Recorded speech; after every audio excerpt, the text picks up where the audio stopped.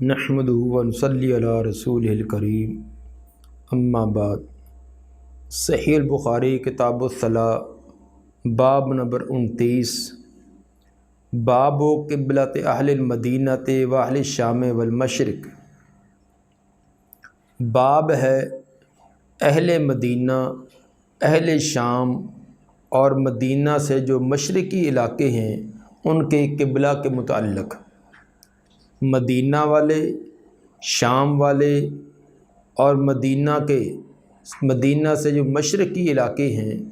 ان کا قبلہ کس سمت میں آئے گا اس کا بیان۔ مدینہ، شام اور مدینہ کے مشرقی بلاد یہ تمام کے تمام مکہ سے شمال کی جانب ہیں اور مکہ ان سے جنوب کی سمت میں بنتا ہے، اس لیے ان علاقوں کا قبلہ مشرق یا مغرب نہیں ہوگا بلکہ ان کا قبلہ جنوب کی سمت ہوگا۔ اسی کا تذکرہ کرتے ہوئے امام صاحب یہ بیان کرنا چاہتے ہیں کہ لیس فی المشرق ولا فی المغرب قبلہ، کہ مشرق اور مغرب کی سمت قبلہ نہیں ہے، یعنی مدینہ والے، اہل مدینہ یا مدینہ کے گرد و نواح اور اس سمت میں رہنے والے جو لوگ ہیں ان کا قبلہ مشرق یا مغربی کی سمت نہ ہوگا۔ لقول النبی صلی اللہ علیہ وسلم لا تستقبل القبلۃ بغائط او بول۔ نبی صلی اللہ علیہ وسلم نے فرمایا نہ تم متوجہ ہوا کرو قبلے کی طرف بول و براز کے وقت، بول و براز کے وقت قبلے کی طرف متوجہ نہ ہوا کرو۔ ولیکن شرقوا او غربوا، لیکن مشرق کی طرف یا مغرب کی طرف اپنا رخ کیا کرو۔ بول و براز کے وقت مشرق یا مغرب کی طرف رخ کیا کرو، قبلے کی طرف نہ کیا کرو۔ صاف ظاہر ہے کہ اہل مدینہ کا قبلہ وہ جنوب کی سمت ہے، تو اس لیے ان کے لیے مشرق یا مغرب کی طرف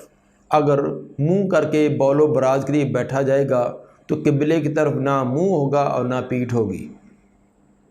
مقصد یہ ہے کہ قبلہ جو ہے وہ مختلف علاقوں کا مختلف سمت کو بنتا ہے۔ جو حج عمرے کے لیے گئے ہیں وہ تو اچھی طرح بخوبی جانتے ہیں، اور باقی ویسے بھی ویڈیو کے اندر تمام ساتھیوں نے دیکھا ہی ہے کہ بیت اللہ کا طواف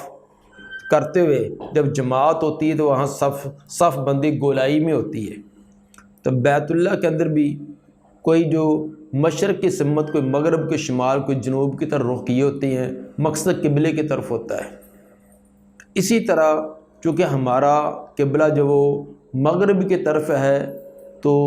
یہ پاکستان ہے، انڈیا ہے اور باقی جو ممالک ہیں یہ تمام مغرب کی طرف سمت ان کی قبلے کی بنتی ہے، اور جو بیت اللہ سے دوسری سمت رہتے ہیں ہمارے اپوزٹ سمت میں تو وہ مشرق کی طرف رخ کر کے نماز پڑھتے ہیں، اور جو اہل مدینہ اور مدینہ کے گرد و نواح ہیں وہ جنوب کی طرف، جو ان کی مخالف سمت دوسری طرف ہے وہ شمال کی طرف رخ کرتے ہیں۔ تو مقصد قبلے کی طرف رخ کرنا ہے، نماز کے وقت قبلے کی طرف رخ کرنا، اور بول و براز کے وقت قبلے کی طرف منہ کرنا اور پیٹھ کرنے کی ممانعت ہے۔ اس میں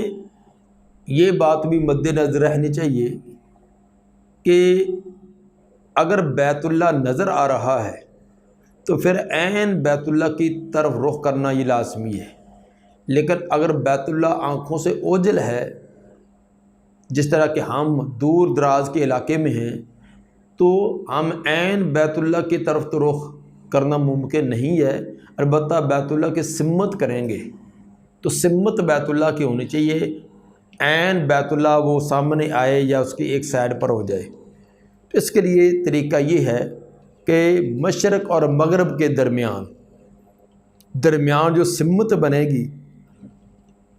ہمارے لیے سمت بنے گی شمال اور جنوب، مدینہ والوں کے لیے بنے گی مشرق اور مغرب کے درمیان والی سمت۔ تو ہمارے اہل پاکستان کے لیے شمال اور جنوب کے درمیان جو سمت ہے، یعنی 45 کے زاویے پر دائرے کا جو چوتھائی حصہ ہوتا ہے یا 45 کے درجے تک یہ قبلہ کی سمت ہی سمجھی جائے گی۔ اس سے اگر زیادہ انحراف ہوگا تو وہ درست نہ ہوگا۔ حدیث نمبر 394، قال حدثنا علی بن عبد اللہ قال حدثنا سفیان قال حدثنا زہری عن عطاء بن یزید عن ابی ایوب الانصاری ان نبی صلی اللہ علیہ وسلم قال اذا اتیتم الغائط فلا تستقبلوا القبلۃ ولا تستدبروها۔ نبی صلی اللہ علیہ وآلہ وسلم نے فرمایا، جب تم قضائے حاجت کے لیے آؤ تو نہ قبلے کی طرف استقبال کرو، منہ کرو، ولا تستدبروها، نہ اس کی طرف پیٹھ کرو،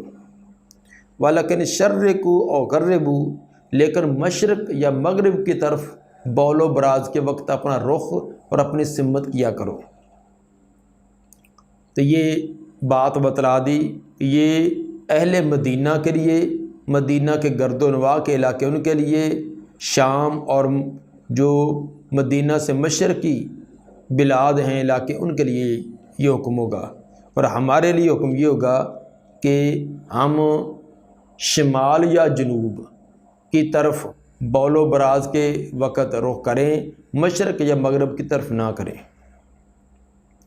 قال ابو ایوب، حدیث بیان کرنے والے صحابی ابو ایوب انصاری رضی اللہ تعالیٰ عنہ فرماتی ہیں، فقدمنا الشام، ہم ملک شام میں گئے، فوجدنا مراحیض بنیت قبل القبلہ، تو ہم نے پایا واش روموں کو وہ بنے ہوئے تھے قبلے کی سمت۔ ہم کسی غرض کے لیے، کسی مقصد کے لیے ملک شام گئے تو وہاں سے پہلے سے جو بنی ہوئی واش روم تھے، لیٹرینیں تھی، وہ قبلے کی طرف بنی ہوئی تھی۔ فننحرف، تو جب ہم حاجت کے لیے جاتے تو ہم انحراف کر کے بیٹھتے، تو ہم اپنا رخ کچھ تبدیل کرتے تاکہ قبلے کی طرف منہ یا پیٹھ نہ ہو۔ ونستغفر اللہ تعالی، اور بعد کے اندر حاجت سے فارغ ہو کر جب باہر نکلتے ہم اللہ سے استغفار بھی کرتے کہ اپنی طرف سے ہم نے کوشش کی ہے کہ قبلے کی طرف منہ یا پیٹھ نہ ہو، تو پھر بھی اگر کوئی کمی بیشی ہوگی ہو تو ہم اللہ سے استغفار کرتے ہیں۔ یہ پہلے بات آ چکی ہے تفصیلی کہ قبلے کی طرف بول و براز کے وقت منہ کرنا یا پیٹھ کرنا، اس کے بارے میں 6 یا 7 مذاہب بیان کیے تھے کہ اہل علم کے 6-7 نظریات اس میں، وہ صحرا میں، بنیان میں صرف چہرہ کرنا، صرف پیٹھ کرنا، تو یہ مختلف صورتیں بنتی ہیں۔ یہ تفصیلی چیز پہلے بیان ہو چکی ہے۔ ان میں سے راجح بات بتلائی تھی کہ جو ابو ایوب انصاری رضی اللہ تعالیٰ عنہ جو اس حدیث کے راوی ہیں، اور راوی اس حدیث کا معنی مفہوم زیادہ بہتر جاننے والا ہوتا ہے، تو جو اس روایت کو بیان کرتے ان کا اپنا امر یہ تھا کہ بنیان کے اندر بھی، عمارت کے اندر بھی، پردے کے اندر بھی جو واش روم ہیں اس کے اندر بھی قبلے کی طرف منہ اور پیٹھ کرنے سے وہ گریز کرتے تھے، حتیٰ کہ جو پہلے سے بنے ہوئے تھے تو ان کے اندر بھی اپنے آپ کو کوئی مشکل و تنگی میں ڈال کر منحرف ہو کر دوسری سمت بیٹھنے کی کوشش کرتے تھے تاکہ قبلے کی طرف رخ نہ ہو، قبلے کی طرف پیٹھ نہ ہو۔ تو سب سے زیادہ راجح اور احتیاط والی بات یہی ہے کہ قبلے کی طرف بول و براز کے وقت اپنا چہرہ کرنا یا اپنی پیٹھ کرنا، اس سے اجتناب کرنا چاہیے، خواہ وہ بند کمرے کے اندر ہو یا کھلے میدان میں۔ باب نمبر 30، باب قول اللہ تعالی واتخذوا من مقام ابراہیم مصلی، باب اللہ تعالیٰ کے اس فرمان سورہ بقرہ کی آیت نمبر 125، واتخذوا من مقام ابراہیم مصلی، مقام ابراہیم کو جائے نماز اپن بنا لو، اس کو اختیار کر لو۔ بشرط یہ کہ قبلہ بھی سامنے ہو۔ مقام ابراہیم کو جائے نماز بناؤ اس انداز میں کہ مقام ابراہیم بھی سامنے اور بیت اللہ بھی سامنے ہو۔ اس عنوان سے امام بخاری کے کئی ایک مقاصد ہو سکتے ہیں کہ امام بخاری اس سے کیا ثابت کرنا چاہتے ہیں۔ ایک تو یہ کہ مقام ابراہیم کی تعیین کرنا چاہتے ہیں کہ مقام ابراہیم وہ پتھر ہے جس پر سیدنا ابراہیم علیہ السلام کے پاؤں کے نشانات ہیں، کیونکہ بعض لوگوں نے مقام ابراہیم کے بارے میں اور بھی اقوال ہیں کہ مقام ابراہیم کس کو کہتے ہیں۔ مثلا بعض نے بیت اللہ کو مقام ابراہیم کہا، بعض نے پوری مسجد حرام کو مقام ابراہیم کہا ہے، اور بعض مکمل حرم کو ہی، مکے کے سارے حرم کو ہی مقام ابراہیم قرار دیتے ہیں، اور بعض مقامات حج کے جتنے بھی مقامات ہیں اس کے اندر منا، عرفات، مزدلفہ یہ بھی اس کے اندر شامل ہیں۔ تو امام بخاری رحمہ اللہ تعیین کرنا چاہتے ہیں کہ ان تمام اقوال میں سے جو مقام ابراہیم کے متعلق مختلف اقوال ہیں ان میں سے سب سے زیادہ راجح اور واضح بات یہی ہے کہ اس سے مراد وہ پتھر جس کے اوپر ابراہیم علیہ السلام کے پاؤں کے نقشے ہیں، اور وہ اب ایک شیشے کے اندر بند کر کے قبلے کے قریب ہی جس طرح بیت اللہ کا دروازہ ہے اسے تھوڑا سا فاصلے پر پیچھے ایک گمٹی کی شکل کے اندر محفوظ کر کے رکھا ہوا ہے، وہ اس کو مقام ابراہیم کہا جاتا ہے۔ دوسرا، امام بخاری رحمہ اللہ کے باب کرنے کا یہ بھی مقصد ہو سکتا ہے کہ وَاتَّخِذُوا مِن مقام ابراہیم مصلی، یہ امر وجوب کے لیے نہیں ہے بلکہ یہ امر استحباب کے لیے ہے، کیونکہ امر کی کئی قسمیں ہوتی ہیں، بعض امر وجوب کے لیے ہوتے ہیں، بعض استحباب کے۔ تو یہاں یہ استحباب کے لیے ہے کہ لازمی نہیں ہے کہ مقام ابراہیم کے پیچھے جا کر ہی نماز پڑھی جائے، بلکہ یہ استحباب ہے، بہتر افضل ہے کہ پیچھے جا کر پڑھیں، ورنہ بیت اللہ کی کسی جگہ بھی طواف مکمل کرنے کے بعد طواف کے اختتام پر 2 نفل آپ پڑھ سکتے ہیں۔ تیسری بات یہ بھی امام بخاری کی اس جگہ مقصد ہو سکتا ہے کہ مصلی کی تعیین کرنا چاہتے ہیں کہ جائے نماز، اس مراد جائے نماز ہے کہ اپنے نماز پڑھنے کی جگہ کی تعیین، لیکن اس میں استقبال قبلہ بھی شرط ہے۔ مقام ابراہیم نماز پڑھتے وقت اس کو سامنے کرنے کا مطلب یہ نہیں کہ بیت اللہ سامنے نہ ہو، بلکہ اس طرح کھڑا ہوا جائے کہ مقام ابراہیم بھی سامنے ہو اور بیت اللہ بھی سامنے ہو۔ تو مقام ابراہیم کے لیے استقبال قبلہ ضروری ہے، تو دوسری جگہ جو مقام ابراہیم کے علاوہ جگہ ہے تو وہاں تو بالاولیٰ قبلہ لازمی ہوگا۔ یہ امام بخاری بھی ثابت کرنا چاہتے ہیں کہ نماز کے وقت استقبال قبلہ یہ شرط ہے، لازمی ہے۔ جب بیت اللہ کے اندر مقام ابراہیم کے پیچھے نماز پڑھیں تو اس وقت بھی بیت اللہ کی طرف متوجہ ہونا لازمی ہے۔ تو جب مقام ابراہیم کے علاوہ کسی جگہ کھڑے ہوں تو تب تو بیت اللہ کی طرف رخ کرنا بالاولیٰ لازمی ہوگا، یہ امام صاحب استدلال کرنا چاہتے ہیں۔ چوتھی توجہ یہ بھی ہو سکتی ہے یہ باب قائم کرنے کی، یہ حکم صرف طواف کرنے والوں کے لیے ہے، ہر ایک کے لیے نہیں ہے، کہ وَاتَّخِذُوا مِن مقام ابراہیم مصلی، یہ ان کے لیے حکم ہے جو بیت اللہ کا طواف کر رہے ہیں۔ تو جو مقیم اپنے گھروں میں ہیں تو وہ اس پر عمل کیسے کر سکتے ہیں؟ یہ امام بخاری صاحب یہ 4 قسم کے مختلف مقاصد ہیں جو امام صاحب کے اس ایک باب سے سمجھاتے ہیں۔ حدیث نمبر 395،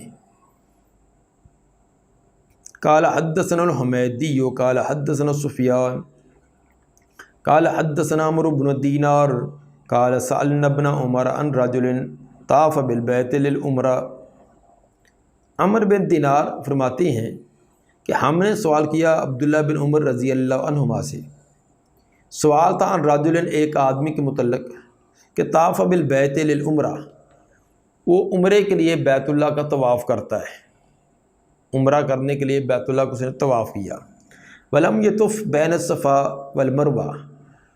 اور اس نے صفا مروہ کی سعی ابھی نہیں کی، بیت اللہ کا اس نے طواف کر لیا، 7 چکر مکمل کر لیے، لیکن صفا مروہ کی سعی ابھی نہیں کی۔ ایاتی امراتہ، کیا وہ اپنی بیوی کے پاس آ سکتا ہے؟ مطلب سائل کا یہ تھا کہ کیا بیت اللہ کا طواف کرنے سے ہی اس پر جو احرام کی پابندی ہے اب ختم ہو گئی ہے، اب احرام کھول سکتا ہے؟ اور بیوی کے پاس جانا یہ دلیل ہے کہ اس نے احرام کھول دیا ہے، گویا کہ صفا مروہ کے سعی کیے بغیر ہی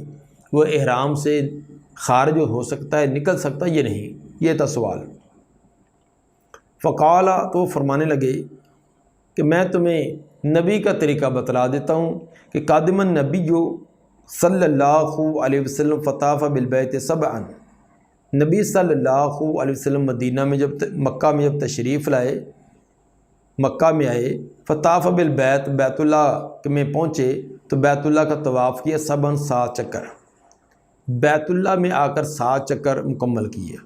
وصلی خلف المقام رکعتین، اور مقام ابراہیم کے پیچھے جا کر 2 رکعتیں ادا کی۔ وطاف بین الصفا والمروہ، اور پھر صفا مروہ کی سعی بھی کی، اس کا بھی چکر لگائے۔ وقد کان لکم فی رسول اللہ اسوۃ حسنہ، پیغمبر کی زندگی تمہارے لیے بہترین اسوہ ہے۔ پیغمبر نے تو یہ کچھ کیا ہے کہ صفا مروہ کی سعی کرنے کے بعد بیت اللہ کا طواف کیا، صفا مروہ کے سعی کی، اس کے بعد اپنی حجامت وغیرہ کروا کر احرام سے نکلے ہیں۔ تو اس لیے صفا مروہ کے سعی سے پہلے احرام کے منافی کام کرنا یہ درست نہیں ہے۔ گویا کہ بیت اللہ کے طواف کے ساتھ ساتھ صفا مروہ کے سعی یہ بھی لازمی ہے، اس کے بغیر احرام کے منافی کوئی کام کرنا یہ درست نہیں ہے۔ صحابہ کرام کا طریقہ کار یہ تھا کہ حتی الامکان بات بتلاتے، مسئلہ بتلاتے، فتویٰ دیتے وقت اپنے اقوال اور افعال کو ذکر کرنے کے بجائے، اپنے اجتہاد کو پیش کرنے کے بجائے نبی صلی اللہ علیہ وسلم کے قول اور عمل کو بیان کرتے۔ چنانچہ انہوں نے نبی کا عمل بتلایا اور فرمایا کہ لقد کان لکم فی رسول اللہ اسوۃ حسنہ۔ یہ حدیث امام بخاری 6 مرتبہ لائے ہیں، اس کے علاوہ بھی 5 مرتبہ اور جگہ بھی آئی ہے، لیکن سند مختلف اور متن کے اندر بھی بعض الفاظ میں فرق ہے۔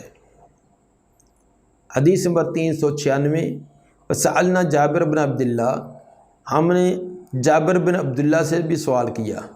یہی سوال جو پیچھے عبداللہ بن عمر سے کیا گیا، یہ سیدنا جابر رضی اللہ تعالیٰ عنہ سے بھی کیا گیا۔ فقال لا یقربنھا حتی یطوف بین الصفا والمروہ، انہوں نے فرمایا کہ ہرگز قریب نہ جائے، آدمی اپنی بیوی کے قریب نہ جائے جب تک صفا مروہ کی سعی نہیں کر لیتا۔ صفا مروہ کی سعی کرے گا، یہ اس کا عمرہ مکمل ہوگا، پھر اپنی بیوی کے پاس جا سکتا ہے۔ لیکن صفا مروہ کے سعی کرنے کا مطلب یہ، اس کے بعد حجامت بھی، جب تک حجامت نہیں ہے اس وقت احرام کی پابندی سے نہیں نکلے گا۔ تو حجامت جب کرا لے گا اپنا احرام بھی اتار سکتا ہے، اور باقی جتنی بھی پابندیاں تھیں، خوشبو لگانا ہے، سلے ہوئے کپڑے پہننا ہے، بیوی سے تعلقات قائم کرنا، یہ سب اب جائز ہوگا۔ حدیث نمبر 397، قال حدثنا مسدد قال حدثنا یحییٰ عن سیف قال سمعت مجاہدا قال اوتی ابن عمر فقیل لہ، اطلاع دی گئی ابن عمر کو، اوتیہ ابن عمر کو یہ بات بیان کی گئی، اطلاع دی گئی۔ فقیل لہ ھذا رسول اللہ صلی اللہ علیہ وسلم داخل الکعبہ، اور ان کو یہ بتلایا گیا کہ یہ رہے اللہ کے رسول جو کہ بیت اللہ کے اندر داخل ہوئے ہیں۔ نبی صلی اللہ علیہ وسلم بیت اللہ کا دروازہ کھولا، اندر داخل ہوئے، چاند ایک صحابہ بھی اندر گئے، تو کسی نے عبداللہ بن عمر کو بتلایا کہ اللہ کے رسول بیت اللہ کے اندر گئے ہیں۔ تو چنانچہ فقال ابن عمر فاقبلت والنبی صلی اللہ علیہ وسلم قد خرجا۔ ابن عمر فرماتے ہیں کہ میں بھی جلدی سے متوجہ ہوا، میں بھی دوڑ کر جلدی سے گیا۔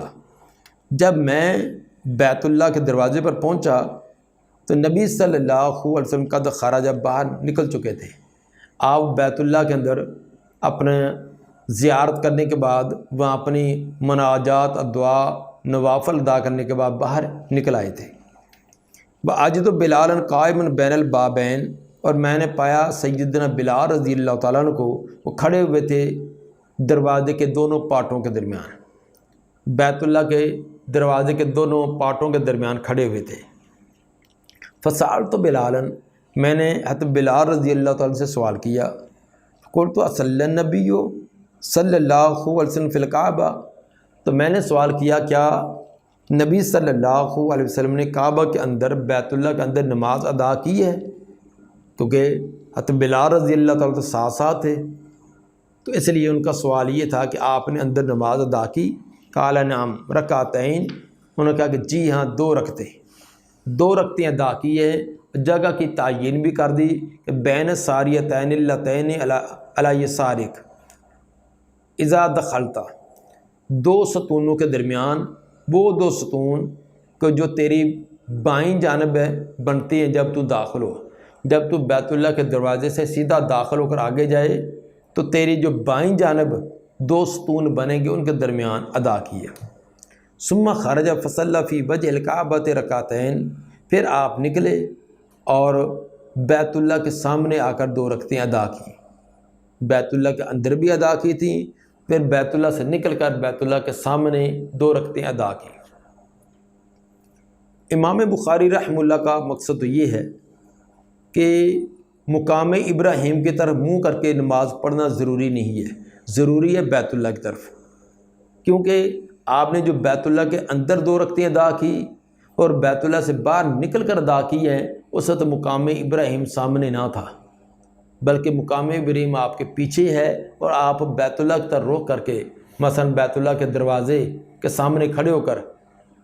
یا ملتزم کے سامنے کھڑے ہو کر ادا کی ہے تو مقام ابراہیم تو پیچھے ہوگا، تو گویا کہ مقام ابراہیم کی طرف رخ کرنا یہ لازمی نہیں ہے۔ ہاں، طواف کے 7 چکر مکمل کرنے کے بعد 2 رکعتیں جو طواف کی ادا کی جاتی ہے، اس کے لیے مستحب، بہتر، افضل یہ ہے کہ مقام ابراہیم کے پیچھے جا کر ادا کریں، اور وہ بھی اس انداز میں کہ مقام ابراہیم بھی سامنے ہو اور آگے بیت اللہ بھی سامنے ہو۔ تو مقام ابراہیم جس طرح کہ بتلا دیا کہ جس پتھر پر سیدنا ابراہیم علیہ السلام کے پاؤں کے نشانات ہیں، تو وہ ایک گمٹی کی شکل میں ہے، تو اس کے پیچھے چونکہ آج کل رش بہت زیادہ ہوتا ہے، تو عین اس کے ساتھ متصل ہو کر نماز پڑھنا یہ مناسب نہیں ہے۔ پیچھے کہیں بھی جا کر جتنا پیچھے ہٹتے جائیں گے اتنا رش کم ہوگا، تو وہاں آپ سکون سے 2 رکعتیں بھی ادا کر لیں گے۔ تو اگر بالکل قریب ہوں گے تو عین ممکن ہے کہ آپ نماز شروع کریں تو دکم پیل ہوتے ہوتے آپ بیت اللہ کا آدھا چکر بھی لگا لیں، تو یہ کوئی درست نہیں۔ جس طرح کہ بعض لوگ بڑے اس چیز کے اندر وہ افراط و تفرید کا شکار ہو جاتے ہیں کہ عین مقام ابراہیم کے سامنے آ کر شروع کر دیں گے تو رش بہت ہوتا ہے، پھر دھکا لگتے لگتے یہ نماز بھی پڑھ رہا، دھکے کھاتے کھاتے وہ کہیں کا کہیں پہنچا ہوتا ہے۔ تو یہ طریقہ نہیں ہے، رش دے کر پیچھے جانا چاہیے، جہاں پیچھے کھلی جگہ ملے آسانی سے وہاں جا کر 2 رکعتیں ادا کر لے۔ تو ویسے کوئی بیت اللہ کی کہیں جا کی سمت میں بھی جا کر دوسری سمت میں بھی اگر 2 رکعتیں ادا کر لے گا تو وہ 2 رکعتیں ٹھیک ہو جائیں گی، اور کوئی لازمی نہیں ہے کہ مقام ابراہیم کے پیچھے ہی جا کر ادا کی جائے۔ حدیث نمبر 398 قال حدثنا اسحاق بن نصر قال حدثنا عبد الرزاق قال اخبرنا ابن جریج عن عطاء قال سمعت ابن عباس قال لما دخل النبی صلی اللہ علیہ وسلم بیت دعا فی نواحیہ کلہا۔ ابن عباس رضی اللہ تعالیٰ فرماتے ہیں جب نبی صلی اللہ علیہ وسلم بیت اللہ میں داخل ہوئے تو آپ نے بیت اللہ کے تمام کونوں میں کھڑے ہو کر دعا کی، بیت اللہ کے تمام کونوں میں دعا کی، ولم یصلی، اور نماز نہیں پڑھی حتیٰ خرج منہ، یہاں تک کہ وہاں سے نکل گئے۔ فلما خرج رکعتین، جب باہر نکلے تو پھر آپ نے 2 رکعتیں ادا کی تھی، فی قبل الکعبہ، بیت اللہ کے سامنے، وقال ھذا القبلہ، اور اس کا آپ نے فرمایا کہ یہ قبلہ ہے۔ اس میں بھی امام بخاری رحمہ اللہ جو ثابت کرنا چاہتے ہیں وہ یہ ہے کہ آپ نے قبلے کی طرف رخ کر کے 2 رکعتیں ادا کی ہے۔ اس وقت مقام ابراہیم سامنے نہ تھا، تو ثابت ہوا کہ مقام ابراہیم کو سامنے کرنا یہ لازمی نہیں ہے۔ باقی رہا کہ گزشتہ حدیث میں اور اس حدیث میں دونوں میں ایک تعارض نظر آتا ہے۔ ابن عمر رضی اللہ تعالیٰ عنہ کی حدیث میں یہ واضح الفاظ تھے، کہتے بلال رضی اللہ تعالیٰ نے صراحت کی کہ آپ نے بیت اللہ کے اندر 2 رکعتیں ادا کی ہیں، جگہ کی تعیین بھی کی ہے، جبکہ ابن عباس رضی اللہ عنہ فرماتے ہیں کہ آپ نے بیت اللہ کے اندر نماز ادا نہیں کی۔ اس میں صحیح اور راجح بات وہی ہے جو عبداللہ بن عمر رضی اللہ تعالیٰ عنہ کی روایت میں آئی ہے، کیونکہ وہ اس سفر میں نبی صلی اللہ علیہ وسلم کے ساتھ تھے اور بیت اللہ تک دروازے تک پہنچے ہیں، اور آپ تو باہر تشریف لا چکے تھے، اور فوراً نقد انہوں نے بلال رضی اللہ تعالیٰ سے پوچھا کہ کیا آپ نے نماز ادا کی ہے؟ انہوں نے یہ بھی بتلایا کہ نماز ادا کی اور جگہ کی تعیین بھی کی۔ تو جگہ کی یہ تعیین کرنا یہ بھی دلیل ہے کہ واقعی آپ نے نماز ادا کی، اور یہ بتلانے والے عینی شاہد حضرت بلال رضی اللہ تعالیٰ عنہ ہیں، جنہوں نے خود یہ تمام واقعہ دیکھا ہے۔ باقی رہا کہ ابن عباس رضی اللہ عنہ یہ اس سفر میں نبی کے ساتھ نہیں تھے، اور انہوں نے یہ واقعہ بیان کیا ہے حضرت اسامہ رضی اللہ تعالیٰ عنہ سے، جیسے کہ صحیح مسلم کے حدیث نمبر 3237 میں اس کی صراحت ہے کہ حضرت ابن عباس رضی اللہ عنہ نے یہ حضرت اسامہ رضی اللہ عنہ سے یہ بات نقل کی ہے کہ وہ بیان کرتے ہیں کہ آپ نے بیت اللہ کے اندر نماز ادا نہیں کی۔ اصل کے اندر وجہ یہ ہے کہ نبی کے ساتھ اندر بیت اللہ میں داخل ہونے والوں میں حضرت بلال رضی اللہ تعالیٰ عنہ بھی ہے اور حضرت اسامہ رضی اللہ تعالیٰ عنہ بھی ہے۔ تو اصل کے اندر جب آپ بیت اللہ میں داخل ہوئے ہیں تو جاتے پہلے آپ نے دعا کی ہے، بیت اللہ کے مختلف کونوں کے اندر کھڑے ہو کر دعا کی ہے۔ جب آپ نے دعا شروع کی ہے تو باقی صحابہ کرام جو ساتھ تھے انہوں نے بھی لمبی لمبی دعائیں بیت اللہ کے اندر عرصہ دراز کے بعد داخل ہونے کا موقع ملا ہے تو دل بھر کر دعائیں کی ہیں۔ حضرت اسامہ رضی اللہ تعالیٰ نے بھی ایک کونے کے اندر کھڑے ہو کر اپنی لمبی دعاؤں کے اندر مشغول ہو گئے۔ آپ نے دعا کرنے کے بعد 2 رکعتیں بھی ادا کی، لیکن حضرت اسامہ رضی اللہ تعالیٰ نے اپنی دعا کے اندر مشغول اور مصروف اس قدر رہے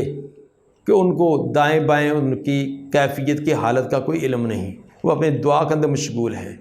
تو جب آپ نے 2 رکعتیں ادا کر کے باہر نکلنے لگے ہیں،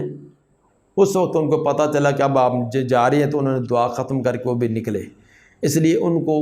یہی معلوم تھا کہ آپ دعا کے اندر مشغول رہے ہیں، اس لیے انہوں نے اس کا تذکرہ کیا کہ آپ نے بیت اللہ کی چاروں اطراف میں دعائیں کی ہیں، جبکہ حضرت بلال رضی اللہ تعالیٰ عنہ عینی اس واقعے کے شاہد ہیں، انہوں نے آپ کو 2 رکعتیں ادا کرتے بھی دیکھا ہے۔ تو بہرحال بیت اللہ کے اندر نماز پڑھنا یہ جائز ہے، درست ہے، اور بیت اللہ کی کسی دیوار کی طرف بھی رخ کر کے نماز ادا کریں گے تو نماز درست ہوگی۔ دعا ہے کہ اللہ تعالیٰ نبی صلی اللہ علیہ وسلم کے فرامین کو کم حق کو سمجھ کر عمل کرنے کی توفیق عطا فرمائے۔ سبحان ربک رب العزت عما یصفون والسلام علی المرسلین والحمد للہ رب العالمین۔